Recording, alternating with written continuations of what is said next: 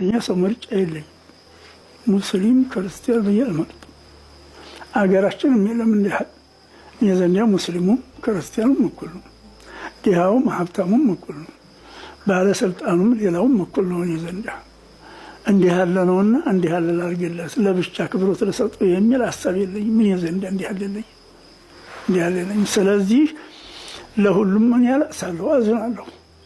ምን ያልባች ይሄ ይሆናል እንጂ ያበላሁት የለኝ፣ ያጠጣሁት የለኝ፣ ገንዘብ የሰጠሁት የለኝ፣ የዋልኩለት የለኝ።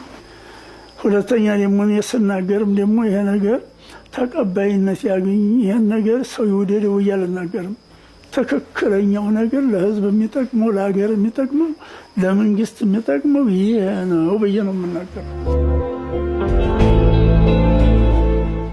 እንፈቃቀር፣ እንቀራረብ፣ እንዋደድ፣ እንረዳዳ። የበታችሁ የበራውን ያክብር፣ የበራው ለበታችሁ ይዘን